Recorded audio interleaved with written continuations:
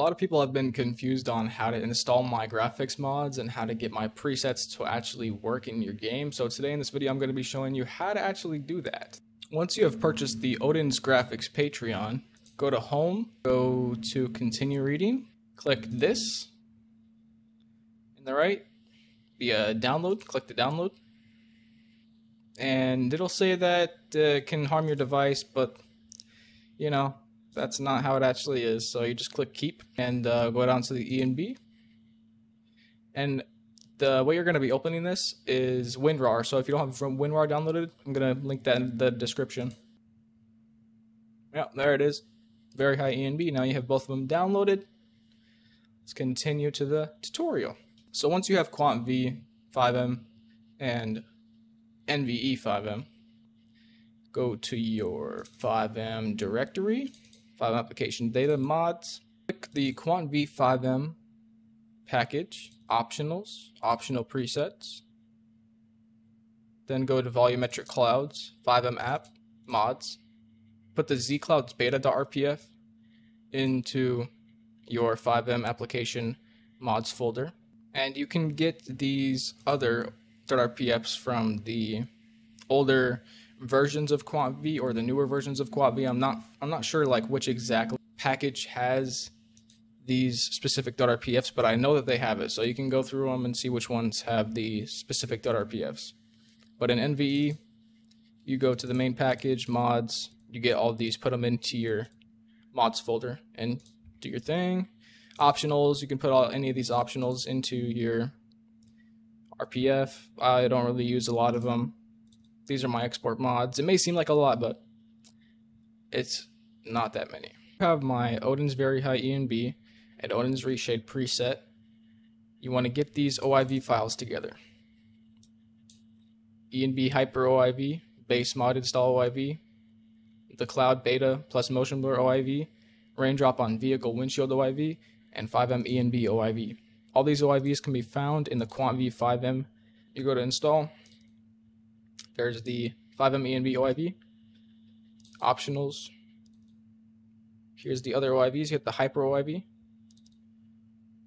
raindrops on vehicle, windshield OIV, and the volumetric clouds right here, clouds plus motion blur OIV. Once you have all those OIVs, you open OpenIV. When you open OpenIV, go to edit mode, click yes, go to tools, ASI manager, install all these real quick. Once you installed all the ASI managers, tools, package installer, your documents, and you're just going to go through the OIV files and you're going to install these, but you have to do it in this order. First, you go to Fivem ENB OIV, second, ENB Hyper OIV, third, base mod, fourth, raindrops on vehicle windshield, fifth, clouds plus motion blur. That's the order you do it in. After you've done that, go to your Grand Theft Auto 5 directory. You go to Odin's Very High ENB preset, open that up. Once you have that open, put it to the side, open all these files, Control A, and just move all the files to this folder. Now, I've already done it, so I'm not going to do it again, but that's how you do it. Now, in order to get the Reshade preset actually inside of the game, you have to go to here, in GTA 5 directory, New, Folder, Create a folder, name it Presets, exactly like this, lowercase, Presets. In that preset, put Odin's Reshade up in there. Now, if you don't know how to get your ENB or Reshade to work, there are videos on YouTube on how to get ENB and Reshade to work together, but this is what I know how to do. You go to your Fivem application data, you go to your plugins, and you put all these into your plugins, your Reshade 1, 2, 3, NVE, all this stuff, you put it in here, d3d.dll, dxgi. All these should fix your Reshade and ENB problems. Now in the actual game, when you're in the game, you should see at the top all this stuff right here. If you have NVE's Reshade or regular Reshade, they will both work. But when you open the menu, click this at the top, and there should be a little thing with files. You just go to the presets file and you open that, and then you go to this, Odin's Reshade. Select it, and then everything should just load up from there. And if you click Shift plus Enter, you should realize that there are a bunch of checks here and stuff like this, all this stuff. Now let's go in game to show you some performance presets and how to make your FPS better if you guys are having any problems with your components or whatever you have on your PC. Let's just go through that real quick. Alright, once you're actually in the game, you want to make sure that your settings are turned all the way up so that the graphics mods can actually work. So these are the required settings that you need to have in order for your graphics mods to actually work.